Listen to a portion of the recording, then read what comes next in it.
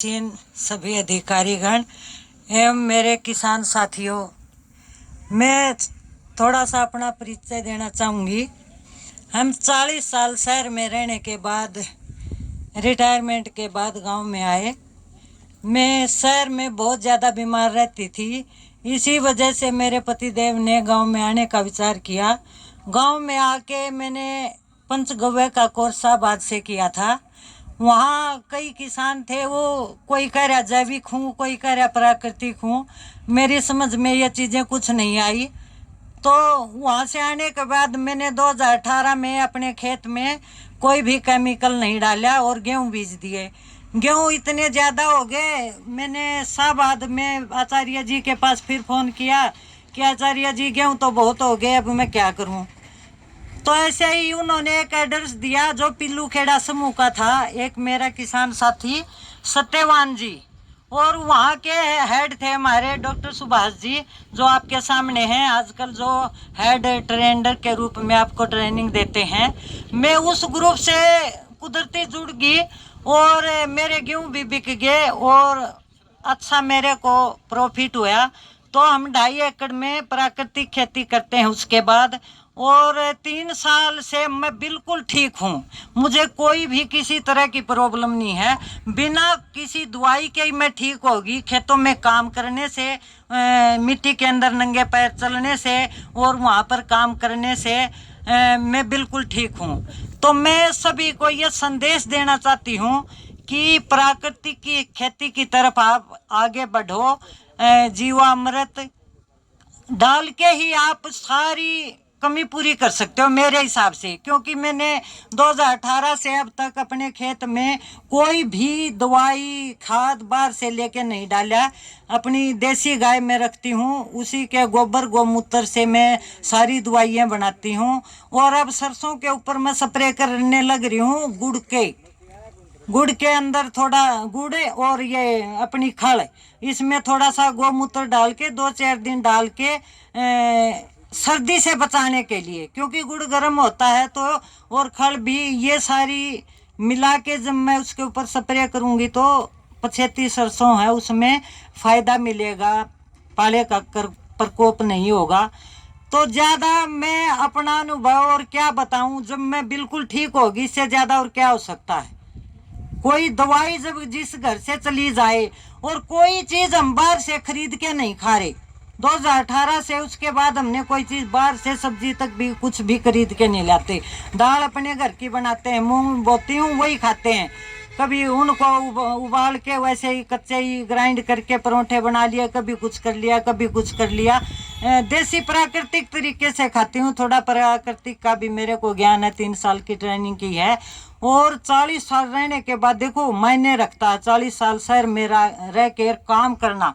और भगवान की कृपा दृष्टि ये है कि मेरे बच्चे भी ये नहीं है कि भाई हमें मना करते हैं, अच्छी पोस्टों पे हैं वो। एक बेटा अभी 10 तारीख को कर्नल बना है, ये अपनी 9 पैरा में है वो।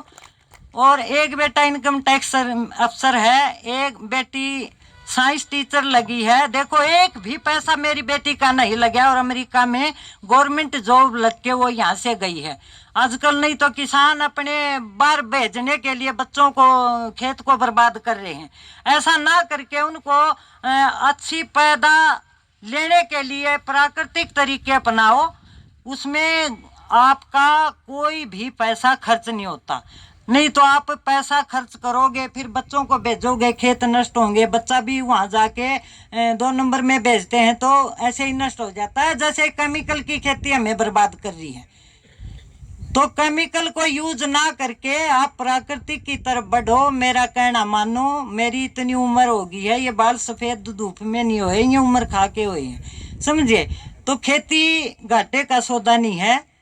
और पंचगव्य अब हम जीवामृत आपको बना के दिखाएंगे डॉक्टर साहब के साथ, जिसमें गोबर गोमूत्र गुड़ और ये बेसन और अपने खेत की मिट्टी, ज़्यादातर तो पीपल के नीचे की मिट्टी या मेड की मिट्टी ये लेनी चाहिए, क्योंकि इसके अंदर जीवाणु ज़्यादा होते हैं। और देसी गाय का जिक्र वेदों में भी इतना आता है, और गायों का तो कोई जिक्र नहीं है। तो जैसे टॉपर बच्चा होता है स्कूल में पहले फर्स्ट आता है, फिर वह पूरे जिले में कोई एक बच्चा फर्स्ट आता है तो उसकी वैल्यू अलग ही होती है। उसी तरीके से अपनी देसी गाय जिसकी इतनी बड़ी ठुई होती है ना, उसके अंदर सूर्य केतु नाड़ी होती है, जो सूर्य से सारी किरणों को ऑब्जर्व करके और जो गोमूत्र गोबर के अंदर हमें दूध के अंदर ये सारी चीजें देती है, उसकी बात ही अलग है। गाय का दूध तो अमृत है, वैसे ही गोबर और गोमूत्र भी उससे कम नहीं है। मैं तो इन्हीं चीजों से देखो कर रही हूँ और मैं सभी को यही सलाह देती हूँ, छोड़ दो रासायनिक डालना और आ जाओ। एक साल थोड़ा सा कम होगा तो कोई फर्क नहीं पड़ता, नहीं तो शुरू में आप एक चीज और करो, उससे और भी अच्छा रहेगा। शुरू में आप जब धान लगाते हो तो आप ढैंचा बो दो, ढैंचा बोने के बाद जीवामृत का उसके अंदर पानी चला दो और फिर वही ढैंचा 45 दिन का जब हो जाए तो उसको जो का तो रूटावेटर से उसी के अंदर दबा दो और फिर धान लगाओ। बिल्कुल भी कम धान नहीं होगा आपका।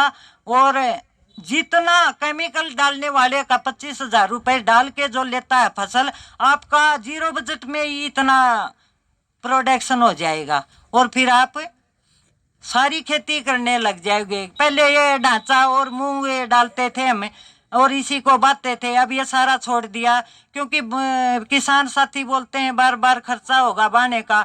अरे बार बार खर्चा तो होगा, जो 25-30 हजार रुपए बचते हैं वो क्या कम है, और ऊपर से हमारा स्वास्थ्य ठीक रहेगा। तो इसलिए ज्यादा ना कहती हुई मैं सभी से हाथ जोड़ के यही अनुरोध करती हूँ कि प्रकृति की तरफ मुड़ो, जहाँ से चले थे वहीं आ जाओ, तभी हमारा कल्याण है। वरना तो कमाओ और डॉक्टरों को यहाँ देते रहो और दुखी होते रहो। ओम सभी का